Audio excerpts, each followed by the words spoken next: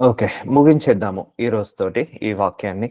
అంతర్గత సౌందర్యము వర్సస్ బాహ్య సౌందర్యం. Inner beauty versus outer beauty.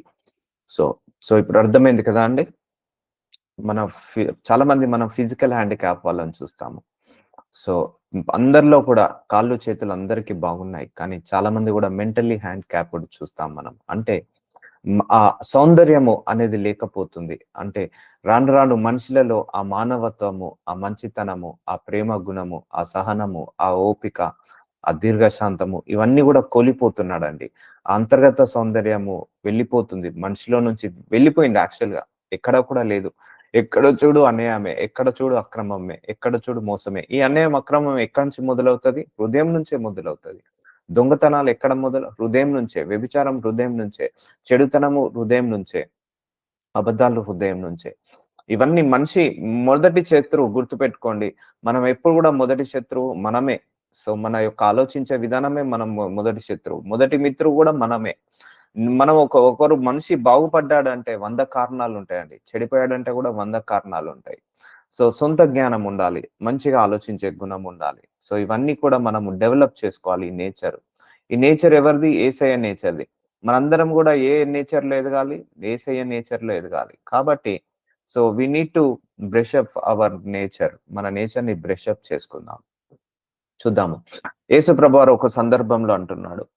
మత్తయి సువార్త 23 అధ్యాయం 26 వచనంలో, "గుడ్డి పరిసయ్యుడా, గిన్నెయు పళ్ళెమును వెలుపల పరిశుద్ధమగునట్టుగా ముందు వాటి లోపల శుద్ధి చేయము." చూసారా అండి? గిన్నెలు వెలుపల శుభ్రం చేస్తాం. ఇప్పుడు ఫర్ ఎగ్జాంపుల్ ఒక పాత్ర ఉందండి. రాత్రి వాడిన ఒక పాత్ర ఉంది. దాన్ని మనం బయటనే కడిగాము. కానీ లోపల కడగలేదు దాన్ని. ఆ కడగకపోతే అది వాడుకోవడానికి ఉపయోగపడుతుందా అండి? ఉపయోగపడట్లేదు. అదే దేవుడు అంటున్నాడు. మీరు గిన్నెలను పైన మాత్రమే కడుగుతున్నారు కానీ, వాటి లోపల శుద్ధి చేయమంటున్నాడు. అంటే మీరు పైన గిన్నెకు సాదృశ్యము ఇక్కడ మన శరీరం అనుకుందాం కాసేపు. గిన్నెయు, పళ్ళెమును. అంటే గిన్నెలు, పళ్ళాలు అంటే మనం తినే ఆహార పదార్థాలు ప్లేట్స్ ఉంటాయి కదండీ! ఆ ప్లేట్స్ వెలుపల శుద్ధి అగునట్టుగా ముందు వాటి లోపల శుద్ధి చేయము. ముందట లోపల శుద్ధి చేయమంటాడు. ఇప్పుడు గిన్నె, పళ్ళెము మనమే అనుకుందాము. మనము బయట మార్నింగ్ లేవగానే బ్రష్ చేసుకుంటా అంటాం. మార్నింగ్ లేవగానే తలస్నానం చేస్తాం. మంచి బట్టలు ఉతికిన బట్టలేసుకుంటాము. ఇల్లు ఉడుసుకుంటాము. ఇల్లు తుడుచుకుంటాము. ఇవన్నీ చేస్తుంటాము. కానీ ఎంతమంది మార్నింగ్ లేవగానే హృదయాన్ని శుద్ధి చేసుకుంటారు? లోపల శుద్ధి చేసుకోమంటున్నాడు దేవుడు. గిన్నెయు పళ్ళెమును అంటే బయట శుద్ధి చేసుకుంటున్నావు. శుద్ధి ఉన్నట్టుగా ముందు వాటి లోపల శుద్ధి చేయము. ముందుగా లోపల శుద్ధి చేసుకోమంటున్నాడు. ఈ గిన్నెకు, పళ్ళెకు సాదృశ్యం మనమే, మన శరీరమే అనుకుందాం కాసేపు. మన శరీరాన్ని బయట శుద్ధి చేసుకుంటాం. మంచి బ్యూటీ పార్లర్‌కెళ్తున్నాం. మంచి హెయిర్ స్టైల్‌లు, మంచి స్ట్రెయిట్లింగ్స్, మంచి లిప్‌స్టిక్స్‌లు అన్నీ పెట్టుకుంటున్నాం. కరెక్టే పెట్టుకోండి అంటున్నాడు యేసు ప్రభువారు. కానీ దానికంటే ముందు నీ లోపల మనస్సు ఎలాగుంది? దాన్ని పరీక్షించుకోమంటున్నాడు. ఫస్ట్ నీ లోపల శుద్ధి చేసుకోమంటున్నాడు. ఇన్నర్‌గా క్లీన్ చేసుకోమంటున్నాడు. ఇన్నర్‌గా నువ్వు ప్యూరిఫై చేసుకోమంటున్నాడు. ఇన్నర్‌గా ప్యూరిఫై చేసుకోకుండా, ఇన్నర్‌గా శుద్ధి చేసుకోకుండా బయట ఎంత కడిగినా గూడా వేస్టే. ఇప్పుడు ఒక ప్లేటే ఉందండి. దాన్ని బయట కడిగాము. కానీ లోపల కలగలేదు. మనం తినగలుగుతామా అండి? తినలేము. ఒక గిన్నె ఉంది. ఒక పాత్ర వాడిన పాత్ర ఉంది. దాన్ని బయటనే శుద్ధి చేస్తాము. కానీ లోపల శుద్ధి చేయకపోతే వాడగలుగుతామా? వాడలేము. అలాగే మన ఇన్నర్ శుద్ధి అనేది చాలా ఇంపార్టెంట్. ఇది నెవర్ ఎండ్ ప్రాసెస్ అండి. నువ్వు దేవుడితో 60, 70 సంవత్సరాలు నడిచినా కూడా మనం లోపల శుద్ధి చేసుకుంటూనే ఉండాలి. చేసుకుంటూనే ఉండాలి లోపల. ఒకటండి మన మన హెయిర్‌ని షాంపూస్ ఉన్నాయి. మన హెయిర్‌ని క్లీన్ చేసుకోవడానికి షాంపూస్ ఉన్నాయి. మన యొక్క బాడీని క్లీన్ చేసుకోవడానికి సబ్బులున్నాయి. అలాగే పాత్రలను వాటిని శుద్ధి చేసుకోవడానికి డిటర్జెంట్ సోప్స్ ఉన్నాయి. లేకపోతే గిన్నెల సోప్స్ ఉన్నాయి. కానీ మన హృదయం అనేది శుద్ధి చేసుకోవడానికి ఏ సోపు లేదండి. వాక్యంతోటే ఉతక స్నానం చేసుకోవాలి. వాక్యమే ఒక సోపు, ప్రార్థనే ఒక డిటర్జెంట్. ఈ వాక్యము ప్రార్థనతోటే మన హృదయాన్ని శుద్ధి చేసుకోగలుగుతాము. కానీ ఈ బయట తయారు చేసిన డిటర్జెంట్స్ కానీ, లిక్విడ్స్ వల్ల కానీ, లేకపోతే సర్ఫ్ ప్యాకెట్ల వల్ల కానీ మన హృదయాన్ని శుద్ధి చేసుకోలేము. మన హృదయాన్ని వాక్యం ద్వారా శుద్ధి చేసుకోవాలి. ప్రార్థన ద్వారా శుద్ధి చేసుకోవాలి. ప్రార్థన చేసినప్పుడు ఆ హృదయము శుద్ధ మనసుగా మారుతుంటా ఉంటది. మన శరీరాన్ని శుద్ధి చేసుకోవడానికి అనేక రకాల సబ్బులున్నాయి. కానీ మన మనస్సుని శుద్ధి చేసుకోవడానికి ఏ సబ్బు లేదు. ఇదే వాక్యమే ఒక సబ్బులాగా మనకు పని చేయాలి. ఎందుకంటే అండి మన హృదయము చాలా మురికి పట్టి ఉందండి. అందరి హృదయాలు మురికి పట్టి ఉన్నాయి. అందరి హృదయాలు ఏమై ఉన్నాయి? మరకలు పట్టి ఉన్నాయి. అంత తొందరగా పోదండి. అంత తొందరగా పోదు. ఆ పట్టిన మరకలు, పట్టిన హృదయానికి పట్టిన ఆ మాలిన్యము అంత తొందరగా పోదు. ప్రతిరోజు మనం వర్కౌట్ చేయాల్సిందే ఈ విషయంలో. శుద్ధ మనస్సు తెచ్చుకోవాల్సిందే. సో, అందుకే మనము బయట కాకుండా లోపల శుద్ధి చేయడానికి ఇష్టపడదాము. అయ్యో! ఇంకా నా లోపల గుణంలో ఏ లోపం ఉంది? ఇంకా నా స్వభావం ఎలా ఉంది? నా లక్షణాలు ఎలా ఉన్నాయి? ఇంకా నేను దేవుడి స్వరూపంలో ఎదుగుతున్నానా లేదా? దేవుడి ఆత్మలో ఎదుగుతున్నానా లేదా? ఇంకా దేవుడికి నచ్చినట్టుగా బ్రతుకుతున్నానా లేదా? అనేది మనము ఆలోచిద్దాము. సో, ఇలా మనము మాడిఫై అయిన తర్వాత ఇప్పుడు దేవుడు మనందరిని ఎందుకు పిలుచుకున్నాడండి? ఒకటే ఒకటే ఉద్దేశ్యం మనందరిని పిలుచుకోవడానికి. మనందరము కూడా ఆయన స్వరూపంలోకి మారాలనే పిలుచుకున్నాడు. మనందరము కూడా ఆయన లక్షణాల్లోకి, ఆయన రూపంలోకి, ఆయన స్వరూపంలోకి మార్చుకోవాలనే పిలుచుకున్నాడు. కాబట్టి నువ్వు ఎప్పుడైతే నీ ఇన్నర్ బాడీ నేచర్ డెవలప్ అవుతుంటా ఉంటదో, అప్పుడు ఆయన స్వరూపంలోకి మారుతుంటా అంటావు. కాబట్టి ఇక్కడ ఒక ఎగ్జాంపుల్ చెప్తున్నాడు. వెలుపల శుద్ధి అగునట్టుగా ముందు వాటి లోపల శుద్ధి చేయము. అంటే నీ లోపల బాగుంటే బయట బాగుంటావు. సో నీ లోపల బాగాలేదు. సో బయటికి ఎలా బాగుంటావు అండి? నాకు ఒక సామెత గుర్తొస్తుంది. మేడి పండు చూడు మేలిమై ఉండును, పొట్ట విప్పి చూడు పురుగులుండును. అది మనం చిన్నప్పుడు అందరం కూడా ఒక పద్యం చదువుకున్నాము. ఆ మేలి పండు ఎలా ఉంటుందండి? పైకి నిగలాడుతుంటా ఉంటది. మంచి గ్రీన్ కలర్ లో పచ్చగా ఉంటుంది మేలి పండు. సో దాన్ని కట్ చేసి చూస్తేనట దాని లోపల అన్ని పురుగులే ఉంటాయట. సో అలాగే అందరి మనుషులు కూడా పైకి చూడడానికి బాగానే ఉన్నారు అందరూ కూడా. కానీ లోపలంతా కూడా పురుగులు. అంటే లోపలంతా కూడా కుళ్ళు, లోపలంతా కుతంత్రాలు, లోపలంతా రాజకీయాలు, లోపలంతా మెంటల్ టెన్షన్స్, లోపలంతా కూడా ఆ మూర్ఖత్వము, దుష్టత్వము, దుర్మార్గత్వంతో నిండుకొని ఉన్నారు. సో కాబట్టి ఇది నువ్వు తీసేసుకో అని దేవుడు చెప్తున్నాడు. మన లోపల శుద్ధి చేసుకోమంటున్నాడు దేవుడు. సో తర్వాత బయట ఆటోమేటిక్ గా శుద్ధి అవుతుందండి. మనం ఎంతసేపు అండి ఒక మంచి ఫెయిర్ అండ్ లవ్లీ రాసుకుంటే మంచిగా కనపడతాము. ఎంతసేపు ఒక 5 నిమిషాలు చాలు బయట రూపాన్ని మార్చుకోవడానికి. 5 నిమిషాలలో మారిపోవచ్చు. ఒక బ్యూటీ పార్లర్కి వెళ్ళారనుకోండి, ఒక హెయిర్ సెలూన్కి వెళ్ళాలనుకోండి, ఒక 5-10 నిమిషాల్లో మన రూపం మొత్తం మార్చుకోవచ్చు. కానీ మన మనసు మార్చుకోవాలంటే తరతరాలు పడుతుంది, సంవత్సరాలు పడుతుంది. అంత తొందరగా మన మనస్సు మారదండి. అంత తొందరగా మన మనసుకు పట్టిన మురికి, మనసుకు పట్టిన ఆ యొక్క మరకలు అవన్నీ పోవాలంటే టైం తీసుకుంటది. సో వర్కౌట్ చేయాలి. అయ్యో వేషధారులైన శాస్త్రులారా, పరిసయ్యులారా, మీరు సున్నం కొట్టిన సమాధులను పోలి ఉన్నారు. చూసారా అండి? యేసు ప్రభువారు విసిగిపోయి ఒక మాట అంటున్నాడు. ఆ రోజు ఆ కాలంలో, అది ఈ కాలంలో కూడా వర్తిస్తది. వేషధారులైన శాస్త్రులారా, అంటే వేషధారులు అంటే నటిస్తున్నారు మీరు అందరూ కూడా. పైకేమో బాగా నటిస్తున్నారు, లోపలంతా కూడా కుళ్ళుతో ఉన్నారు. పైకేమో అందంగా కనపడుతున్నారు, లోపలంతా కూడా చెడుత్వంతో, దుష్టత్వంతో నిండుకున్నారని యేసు ప్రభువారు కొప్పడుతున్నాడు ఆ కాలంలో. వేషధారులైన శాస్త్రులారా, పరిసయ్యులారా, మీరు సున్నము కొట్టిన సమాధులను పోలి ఉన్నారు. ఇక లాస్ట్ కి ఆయన సమాధులతో పోల్చేస్తున్నాడు మనుషులను, అందరినీ కూడా. అది ఈ కాలంలో మనకు కూడా వర్తిస్తుంది. అవి వెలుపల శృంగారంగా అగుపడును. ఇప్పుడు మనము సమాధులకు వెళ్ళాము, ఒక శ్మశానంకి వెళ్ళారనుకోండి, అక్కడ సమాధులు కట్టి ఉంటాయి. మంచి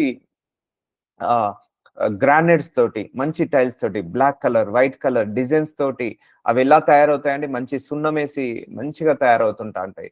మంచిగా పైకి చూస్తే బాగుంటది. ఒకసారి ఆ సమాధిని తవ్వి చూస్తే ఏముంటదండి? లోపలంతా కూడా ఏముంటుంది?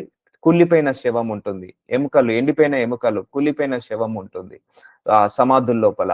సో ఇక్కడ యేసు ప్రభువారు చూడండి మనుషులను ఇలా పోలుస్తున్నాడు. అంటే ఆయన ఎంతగా అందరి హృదయాలను స్క్రీనింగ్ చేసి ఉంటాడు.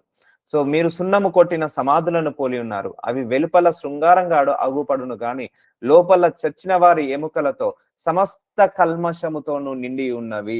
చూసారా అండి? సమాధులు చూడడానికి ఏమో బాగా కనపడతాయి. మంచి వైట్ కలర్ లో, రెడ్ కలర్ లో, గ్రీన్ కలర్ లో, స్టోన్స్ తో, మార్బుల్ స్టోన్స్ తో, మళ్ళా పైన డిజైన్స్, మళ్ళా వాటి పైన ఫ్లవర్స్, అన్ని వాటి పైన మంచి మంచి డెకరేషన్స్ తో ఉంటాయి. కానీ అది ఒకళ్ళ సమాధిని తవ్వి చూస్తే సమస్త చచ్చిన సమస్త కల్మషంతో నిండి ఉన్నవి. చూసారా అండి? ఇక్కడ బయటికి మీరు అందరూ మంచిగా అందంగా కనపడుతున్నారు, కానీ మీ లోపలంతా కూడా కల్మషం, సమస్త కల్మషం అని వాడాడు దేవుడు. యేసు ప్రభువారు సమస్త కల్మషంతో నిండి ఉన్నవి. సో మనందరం కూడా అలా నిలబడుతున్నాము. అంటే ఆయన సమాధులతో పోలుస్తున్నాడు యేసు ప్రభువారు మనుషులను. సో ఇప్పుడు చూడండి, ఇప్పుడు దేవుడి దృష్టికి మనం ఎన్ని తప్పులు చేస్తున్నామో అర్థమవుతుందా? సో అందుకే Clean your mind, clean your heart, clean your thoughts, clean your ideas, and clean your body, clean your spirit, clean your soul. Okay, మన మనస్సు, ఆలోచనలు, తలంపులన్నీ కూడా క్లీన్ గా ఉండాలి, పరిశుద్ధంగా ఉండాలి. సో ఇలా ఇలా సమాధుల వలె మనం ఉండకూడదు. సో సున్నము కొట్టిన సమాధులు తెల్లగా బయటికి కనపడి లోపలంతా కూడా విషముతో నిండుకోకూడదు. ఇవన్నీ కూడా మార్చుకోమంటున్నాడు. సమస్త కల్మషంతో నిండి ఉన్నవి. సో అలాగే మీరు వెలుపల మనుషులను నీతిమంతులుగా నగపడుచున్నారు. చూసారా, వెలుపల మనుషులకు నీతిమంతులుగా కనపడుచున్నారు గాని లోపల వేషధారణతోనూ అక్రమంతోనూ నిండి ఉన్నారు.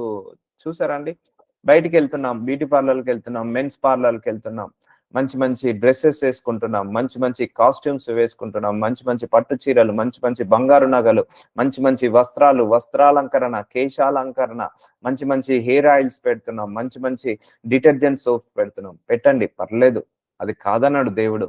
దానికంటే ముందు లోపల వేషధారణ అక్రమంతో నిండి ఉన్నారు కదా. Inner part of body check చేసుకోండి. ఈరోజు మనందరం చెక్ చేసుకుందాం. ఇంకా మన ఇన్నర్ పార్ట్ ఆఫ్ బాడీలో ఏ లోపాలు ఉన్నాయి, ఏ బలహీనతలు ఉన్నాయి, ఇంకా మనం ఏం మార్చుకోవాలి, ఇంకా ఏమి తగ్గించుకోవాలి, ఇంకా ఏమి తీసేసుకోవాలి. కుళ్ళులు, కుతంత్రాలు, అక్రమాలు, లేకపోతే సమస్త కల్మషాలు తో మీరందరూ నిండుకొని ఉండారు అంటున్నాడు దేవుడు.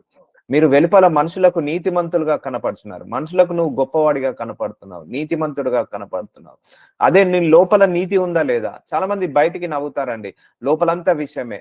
బయటికి నీతి పలుకులు పలుకుతారు, కానీ లోపల మనుషులంతా కూడా విషయమే, కల్మషంతో మాట్లాడతారు.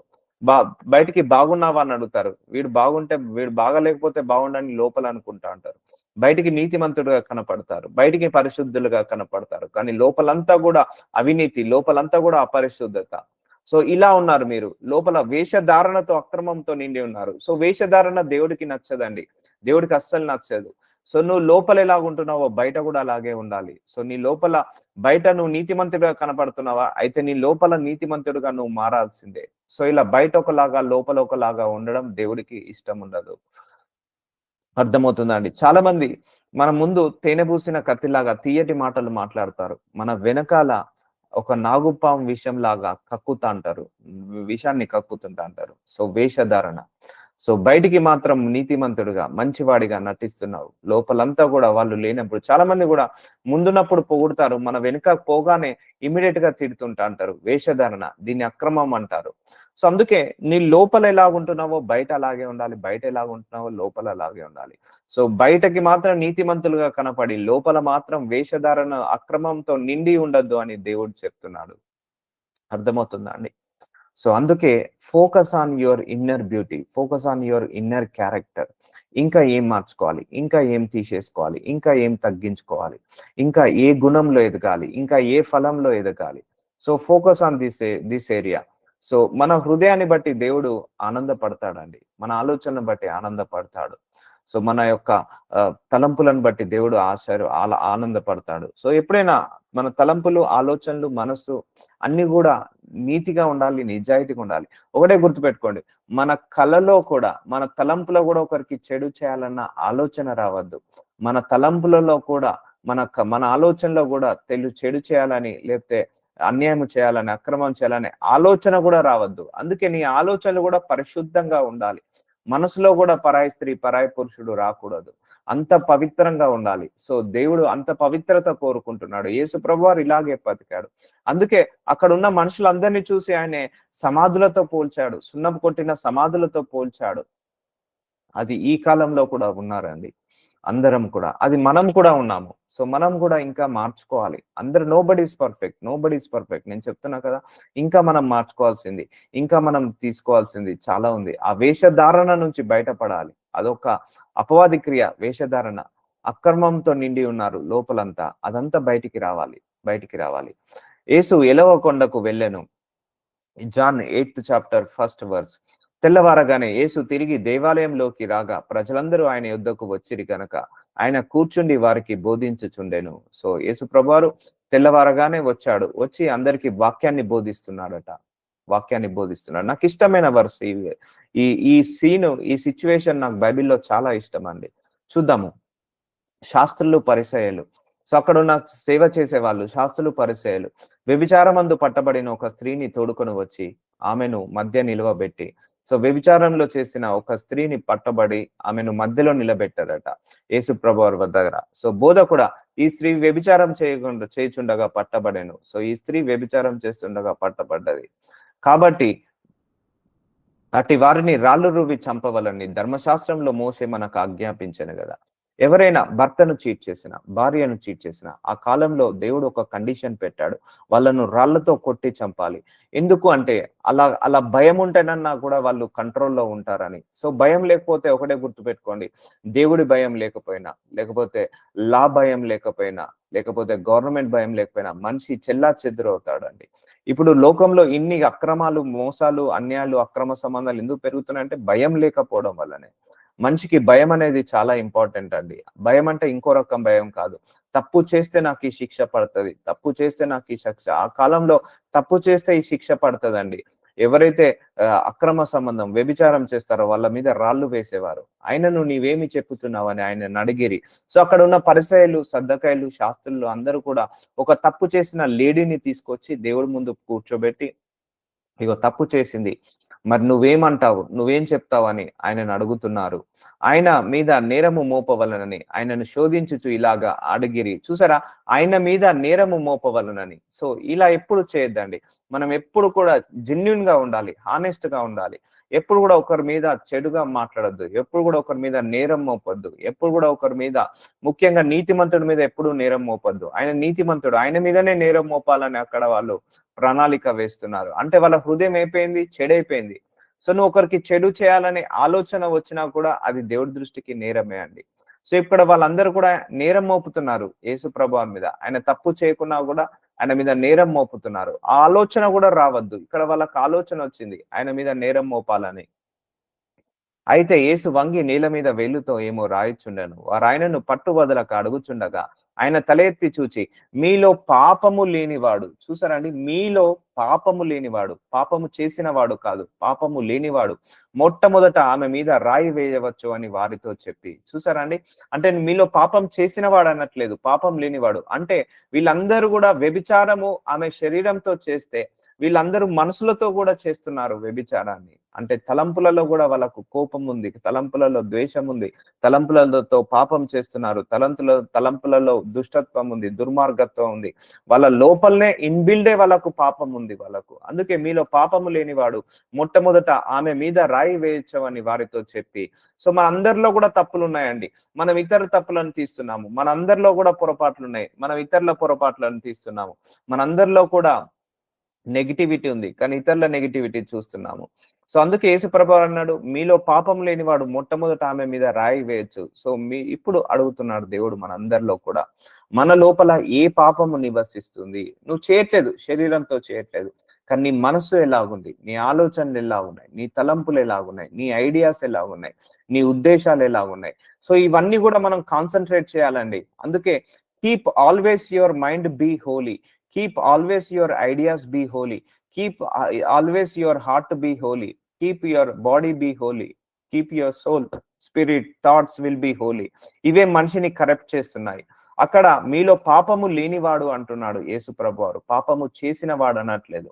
అంటే ఇంటర్నల్ గానే వాళ్ళకు పాపం ఉంది, అంటే లోపలనే వాళ్ళు వేషధారణతో నిండుకొని ఉన్నారు, అక్రమంతో, మోసముతో, నేరం మోపాలే అన్న ఉద్దేశంతో నిండు. అది కూడా దేవుడి దృష్టికి పాపమే అండి. ఇప్పుడు అర్థమవుతుందా అండి, మనం ఎంత ప్యూరిటీగా బ్రతకాలో అర్థమవుతుందా? చాలా చాలా చాలా పరిశుద్ధంగా బ్రతకాలి. నువ్వు చేతోటి చేయట్లేదు, నీ శరీరంతో ఏ తప్పు చేయట్లేదు, కానీ మనసులతో చేస్తున్నాము, ఆలోచనలతో చేస్తున్నాము. నువ్వు ఎవరిని నరహత్య చేయట్లేదు, కానీ 10 మందిని మోసం చేయాలని ఆలోచిస్తున్నావు, లేకపోతే వాళ్ళు నాశనం కావాలని కోరుకుంటున్నావు మనసులో. అది కూడా నరహత్య చేసిన దాంతో సమానం అండి. అర్థమవుతుందా అండి? నీ తలంపులో కూడా ఎవరి మీద నేరం మోపొద్దు, నీ ఆలోచనలో కూడా ఎవరి మీద చెడుగా రానివ్వద్దు. నీ తలంపులు, నీ ఆలోచనలో కూడా ఎవరిని తిట్టుకోవద్దు, ఎవరిని శపించొద్దు. అంత ప్యూర్ గా ఉండాలి మనము. అప్పుడే మన సోలు, మన స్పిరిట్ వర్ధిల్లుతుంటది. లేకపోతే యేసుప్రభు వారు చెప్పారు కదా, మీరు సమాధులు కొట్టిన, అంటే సున్నం కొట్టిన సమాధుల్లాగా ఉన్నారని అంటాడు. సో అక్కడ తప్పు చేసింది ఆ స్త్రీ, పర్లేదు, తప్పు చేసింది, ఆ దేవుడు చూసుకుంటాడు కదా, మనకెందుకు అనే వాళ్ళు అనుకోవాల్సిందే. సో వాళ్ళ లోపలనే తప్పులు ఉన్నాయి, వాళ్ళ లోపలనే పాపాలు ఉన్నాయి. ఇంకోరి మీద దూషించడం, ఇంకోరి మీద విమర్శించడం ఎప్పుడు చేయొద్దండి. అప్పుడు ఏమన్నాడు యేసుప్రభువారు? అప్పటిదాకా వాళ్ళ పాపాలను చూడలేదు, కానీ ఇప్పుడు ఏమంటున్నాడు? ఆమె పాపం చేసింది అంటుండు కదా, మరి మీ పాపాల సంగతి ఏంటి అని అడుగుతున్నాడు. అర్థమవుతుందా అండి? నువ్వు ఇతరుని దూషించే వరకు, విమర్శించే వరకు, ఇతరుల తప్పులు తీయనంత వరకు దేవుడు నీ తప్పులు తీయడు. సో నువ్వు ఎప్పుడైతే ఇతరుల తప్పులను తీయడం మొదలు పెడతావో, దేవుడు నీ తప్పులను తీయడం మొదలు పెడతాడు. అర్థమవుతుందా అండి? అక్కడ ఏమన్నాడు? మీలో పాపము లేనివాడు. అంటే నువ్వు ఆమె పాపాన్ని అడుగుతున్నావు కదా, మరి నీ పాపం సంగతి ఏంటిది? నువ్వు చేసే సంగతి ఏంటిది అని దేవుడు అడుగుతున్నాడు. సో చూసారా అండి, మనకు దేవుడికి ఎంత డిఫరెన్స్ ఉందో. ఒకడు ఎవరైనా తప్పు చేస్తే మనము ఉత్తి పుణ్యానికి రాళ్ళేస్తా అంటాం, కానీ మనం ఏమైనా తప్పు చేసుకుంటే మనం సమర్థించుకుంటా అంటాం. కానీ దేవుడు, నువ్వు ఆల్రెడీ వాళ్ళ మీద రాళ్ళేసావు కదా, సో నీ తప్పులేంటి, నీ లెక్క చెప్పు అంటాడు. అందుకే మన నోరు కూడా కంట్రోల్లో పెట్టుకోవాలండి. సో మనం ఏదో చూసి, ఏదో ఆలోచించి, ఏదేదో అనొద్దు. అందుకే మనం ఎందుకు ఆశీర్వదించబడలేకపోతున్నాము? సో ఇవన్నీ బ్లాకర్స్, మన ఆశీర్వాదానికి ఇవన్నీ అడ్డుగోడలు. అందుకే మళ్ళీ చెప్తున్నాను, మన మనస్సు చాలా శుద్ధంగా ఉండాలి, ఆలోచనలు చాలా శుద్ధంగా ఉండాలి. మనసులో కూడా ఒకరిని నాశనాన్ని కోరుకోకూడదు, మనసులో కూడా ఒకరిని ద్వేషించకూడదు, మనసులో కూడా ఒకరి గురించి చెడుగా ఆలోచించకూడదు. నీ పని నువ్వు చేసుకుంటేళ్ళు, నీ ఉద్యోగం ఏదో నువ్వు చేసుకుంటేళ్ళు, నీ యొక్క కుటుంబం ఏదో నువ్వు కట్టుకో, నీ యొక్క పరిస్థితులు ఏంటో నువ్వు చక్కబెట్టుకో. అంతేకాని అనవసరంగా ఒకరి మీద రాళ్ళు వేయొద్దు. మీలో పాపం లేనివాడు మొట్టమొదట ఆమె మీద రాయి వేయచ్చవని వారితో చెప్పి మరల వంగి నేల మీద రాయిచున్నాను. వారు ఆ మాట విని, సో చూసారండి, వాళ్ళ మాట విని పెద్దవాళ్ళు మొదలుకొని చిన్నవారి వరకు ఒకని వెంట ఒకడు బయటికి వెళ్ళిరి, యేసు ఒక్కడే మిగిలేను. చూసారండి, చిన్న వాళ్ళ నుంచి పెద్దవాళ్ళ వరకు అందరూ పాపం చేసిన వాళ్ళే. కానీ వాళ్ళ పాపాలను, వాళ్ళ లోపాలను ఒప్పుకోకుండా ఆ స్త్రీ యొక్క పాపాలను, ఆ స్త్రీ యొక్క లోపాలను ఒప్పిస్తున్నారు. అది కరెక్ట్ కాదండి. సో తప్పు చేస్తే దేవుడే చూసుకుంటాడు, పాపం చేస్తే దేవుడే చూసుకుంటాడు. మనం ఎవరమండి ఇంకొకరిని అనడానికి? మనం ఎవరము ఇంకొకరి పిల్లల్ని అనడానికి? మనం ఎవరము ఇంకొక దేవుడి బిడ్డని అనడానికి? మనం ఎవరము ఇంకొక సేవకుణ్ణి అనడానికి? ఇంకొక సేవకుని తిట్టడానికి ఎవరు? అందరికి సేవకుడు, అందరికి యజమానుడు ఒకడే కదా, ఆ యజమానికే కదా లెక్కలు అప్పచెప్పాల్సింది.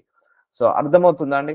వాళ్ళందరి హృదయాలు ఏమైనా అక్కడ పాపంతో నిండుకొని ఉన్నాయి. వాళ్ళ ఇన్నర్ పార్ట్ ఆఫ్ బాడీ, వాళ్ళు శరీరంతో మేబీ పాపం చేయకపోవచ్చు, శరీరంతో వ్యభిచారం చేయకపోవచ్చు, కానీ అందరి మనసులో కూడా వ్యభిచారం తలంపులు ఉన్నాయి అక్కడ.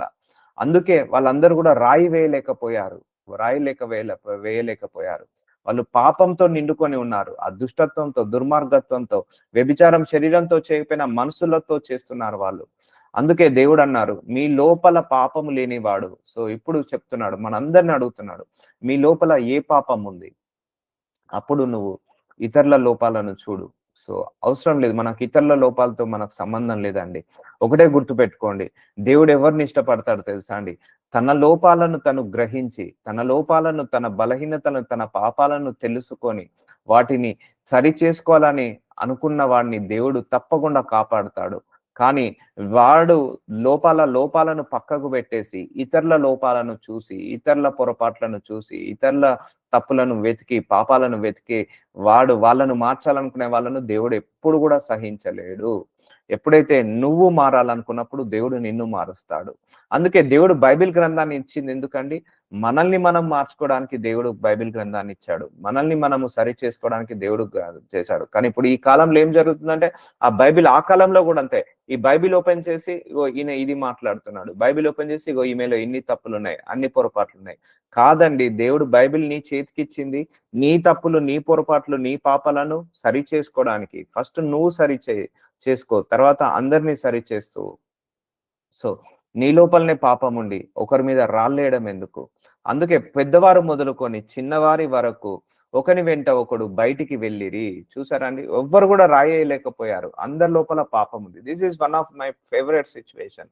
ఈ కాలంలో కూడా ఒక మనిషి తప్పు చేశాడంటే చాలు, రాళ్ళు వేయడమే. వాళ్ళు తప్పు చేసినప్పుడేమో ఎవరికి చెప్పుకోరు, ఇంటి పక్క తప్పు చేస్తేనేమో 10 మందికి చెప్తుంటారు. So don't lose your character. గుర్తు పెట్టుకోండి, if you lose money nothing will use, if you lose health nothing will be lose, if you lose the character everything will be lose. Okay, అర్థమవుతుందా? క్యారెక్టర్ని ఎప్పుడు కూడా మనం డెవలప్ చేసుకోవాలి. మన సొంత నేచర్ అనేది పుట్టుకతోటి దేవుడు ఒకరికి ఇచ్చేసాడండి. మన లోపల ఒక నేచర్ ఉంటుంది. ఆ నేచర్ని ఎప్పుడు కూడా వదులుకోవద్దు. క్యారెక్టర్ని బిల్డ్ చేసుకోవాలి ఎప్పుడైనా. క్యారెక్టర్ని వదులుకోవద్దు. డబ్బు కోసం క్యారెక్టర్ని వదులుకోవద్దు. పరాయి స్త్రీ కోసం, పరాయి పురుషుడు కోసం క్యారెక్టర్ని వదులుకోవద్దు. ఆ క్యారెక్టర్ని కాపాడుకోవాలి. సో అర్థమవుతుందా అండి? సో అందుకే ఎవ్వరు కూడా రాళ్ళు వేయలేకపోయారు. సో ఈరోజు దేవుడు ఇదే క్వశ్చన్ మనందరిని అడుగుతున్నాడు. సో మీ లోపల ఏ పాపం ఉంది? మీ లోపల ఏ పాపము నివసిస్తుంది? మేబీ నువ్వు శరీరంతో వెళ్లి వ్యభిచారం చేయట్లేదు. కానీ నీ మనసులోనే చేస్తున్నావు. ఓకే, నువ్వు వెళ్లి ఎవరిని నరహత్య చేయట్లేదు. కానీ నీ మనసులోనే తిట్టుకుంటున్నావు. మనసులోనే వాళ్ళు నాశనం కావాలని కోరుకుంటున్నావు. సో వాళ్ళు శపించుతున్నావు మనసులోనే. సో ఏ పాపము నివసిస్తుంది? సో సమాధులు సున్నం కొట్టిన సమాధిలాగా మనము ఉండొద్దు. ఎప్పుడైనా కూడా focus on your inner beauty. ఈ రోజు నుంచి అందరూ కూడా ఇన్నర్ బ్యూటీగా మారండి. అప్పుడు ఆటోమేటిక్ గా నీ ముఖ సౌందర్యం పెరుగుతుంది. ఆటోమేటిక్ గా నీ మనసు బాగుంటే నీ ముఖం కూడా బాగా కనపడుతుంది. సో ముఖం బాగా కనపడాలని ఆ మేకప్లు ఈ మేకప్లు వేసుకుంటే మనసుకి మేకప్ వేయలేము, ముఖానికి మాత్రమే మేకప్ వేయగలుగుతాము. సో ముఖానికి ఎంత మేకప్ వేసినా కూడా ఒక ఏజ్ వచ్చిన తర్వాత ముసలితనం కనపడుతుంది. కానీ మనసుకు మాత్రం ఏజ్ తో సంబంధం లేదండి. మనసుకి వృద్ధాప్యం లేదు, ముఖానికి వృద్ధాప్యం ఉంది, శరీరానికి వృద్ధాప్యం ఉంది, కానీ మనసుకి వృద్ధాప్యం లేదు, ఆ హృదయానికి వృద్ధాప్యం లేదు. సో కాబట్టి నువ్వు ఎప్పుడైతే బయట సౌందర్యాన్ని ఎక్కువ ఫోకస్ చేస్తున్నావో నువ్వు చీకట్లోకి వెళ్తున్నావు. లోపల సౌందర్యాన్ని మీద ఫోకస్ చేస్తావో అప్పుడు నువ్వు వెలుగులోకి వెళ్తావు. సో బయట ఫోకస్ కాదు, లోపల ఫోకస్ చేయండి. అందరినీ కూడా మార్చండి. అందరిని కూడా మనిషిలో మానవత్వంగా మార్చండి. అందగాడిగా కాదు, అందగత్తగా కాదు. సో మంచితనంతో, మానవత్వంతో, నీతితో, నిజాయితీతో, ధర్మంతో ఇలా మనిషి మార్చబడాలి, నలగొట్టబడాలి, కడగబడాలి. సో ఇది టైం పట్టొచ్చు. అయినా కూడా మనందరం కూడా మారు మనసు పొందుకోవాలి. యేసు తల ఎత్తి చూచి వారెక్కడ ఉన్నారు, ఎవరు నీకు శిక్ష విధింపలేదా అని అడిగినప్పుడు, సో తెలుసు యేసు ప్రభు వారికి అందరి హృదయాలు, అందరూ పాపం చేసిన వాళ్ళే. సో అందరి లోపల మనస్సు కరెక్ట్ అయిన వాళ్ళే, ఇన్నర్ బ్యూటీ పాడైపోయిన వాళ్ళే.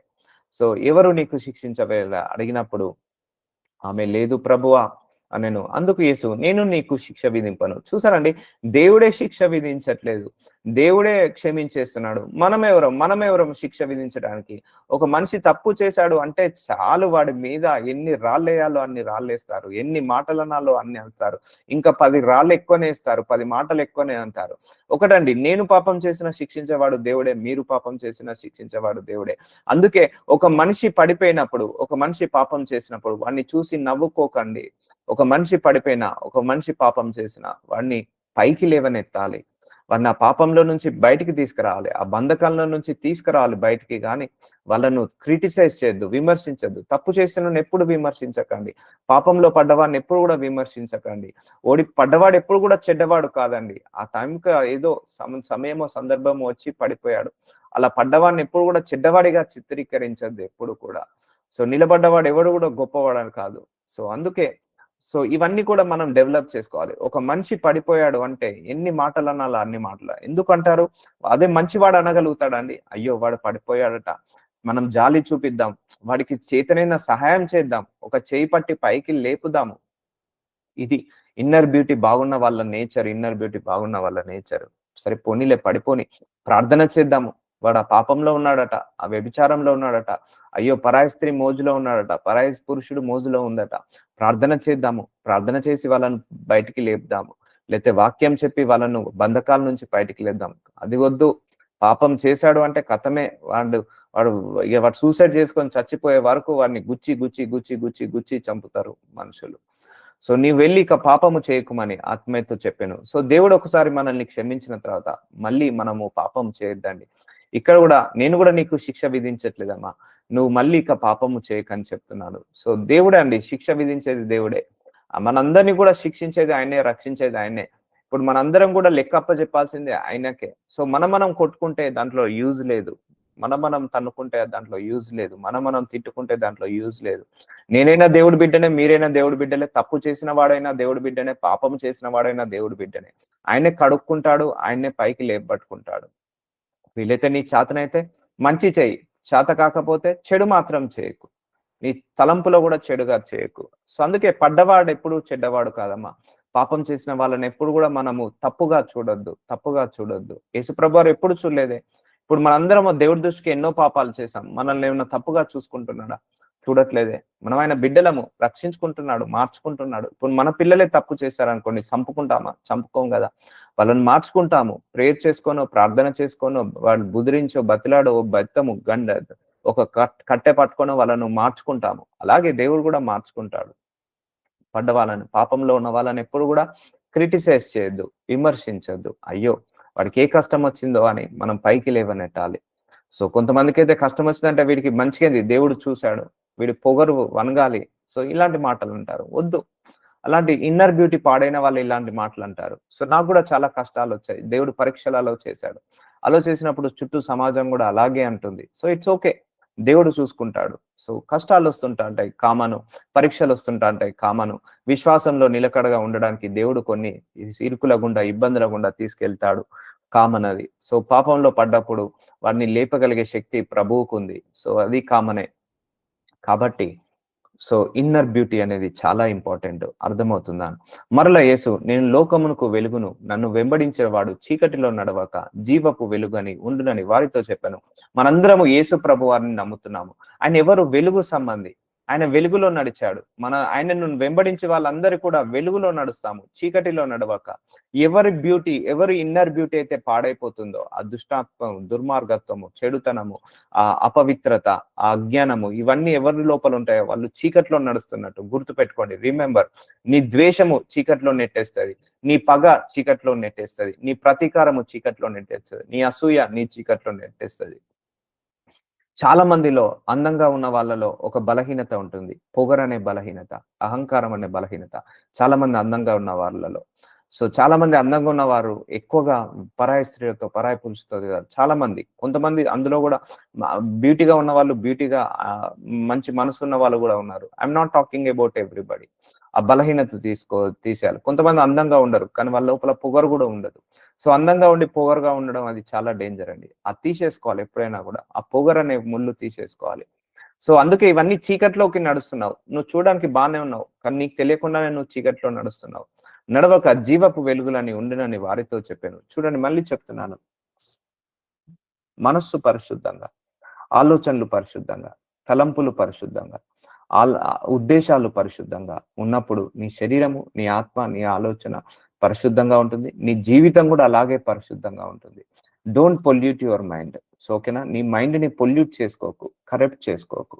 ఆ దుష్టత్వంతో, దుర్మార్గత్వంతో, చెడుతో, కోపంతో, ద్వేషంతో, పగతో, ప్రతీకారంతో ఆ పొల్యూట్ చేసుకోకు మైండ్ ని. ఆ సోల్ ని పొల్యూట్ చేసుకోకు, నీ శరీరాన్ని పొల్యూట్ చేసుకోకు. సో ప్యూరిటీగా బతుకుదాము. వీళ్ళే పరలోక రాజ్యంలో వారసులుగా వెళ్తారు. నన్ను వెంబడించడం అంటే ఏంటిది? ఆయన ముందట నడుస్తున్నాడు, మనం వెనకాల నడుస్తున్నాము. ఆయన కుడివైపు వెళ్తున్నాడు, వెనుక. ఈ వాక్యం చదువుకొని, అర్థం చేసుకొని, వాక్యానుసారంగా బ్రతకడమే ఆయనను వెంబడించడం. అంటే నువ్వు ఎలా వెళ్తున్నావట? జీవపు వెలుగులోకి ఉండునని వారితో చెప్పాను. సో మనందరం కూడా పరమ తండ్రిని సేవిస్తున్నాము, పరమ తండ్రిని పూజిస్తున్నాము. ఆయనకు నచ్చినట్టుగా మనం మార్చుకొని, ఆయనకు ఉపయోగపడేటట్టుగా మనము మారుద్దాము. సో ఆయన స్వరూపంలోకి మారుదాం, వెలుగులోకి మారుదాము. సో నీ ఇన్నర్ బ్యూటీ ఇంపార్టెంట్ అండి. దేవుడికి ఎప్పుడైనా నీ ఇన్నర్ బ్యూటీ ఇంపార్టెంట్. మళ్ళీ చెప్తున్నాను. సో ఈ రోజుతో ఈ సిరీస్ అయిపోయింది. నాజరుడైన యేసయ్య, అందరూ ప్రార్థనలో ఏకీభవించండి. నాజరుడైన యేసయ్య, థ్యాంక్ యూ జీసస్. ఈ ఇన్నర్ బ్యూటీ, అవుటర్ బ్యూటీ గురించి మాకు కంప్లీట్ గా నాలెడ్జ్ ని, విజ్డమ్ ని వాక్యం ద్వారా చూపించావు తండ్రి. Thank you so much. Really we are blessed my lord. అయ్యా, ఇప్పటి వరకు అద్దంలో మా ముఖమైతే చూసుకోగలిగాము, కానీ మా మనసుని చూసుకోలేకపోయాము. కానీ మీ వాక్యము మా మనసులను చూపించింది. ఆయన మా మనసులో ఉన్న తప్పులను, పొరపాట్లను చూపించింది. I'm really blessed my lord. We are really blessed. మా లోపాలను సరిచేస్తున్నందుకు, మీ స్వరూపంలోకి మమ్మల్ని మార్చుకుంటున్నందుకు మీకే సమస్త ఘనత, మహిమ, ప్రభావం కలుగును గాక. ఈ సిరీస్ ని బ్లెస్ చేయమని యేసు నామంలో ప్రార్థిస్తున్నాను తండ్రి. ఆమేన్. ఆమేన్. God bless you.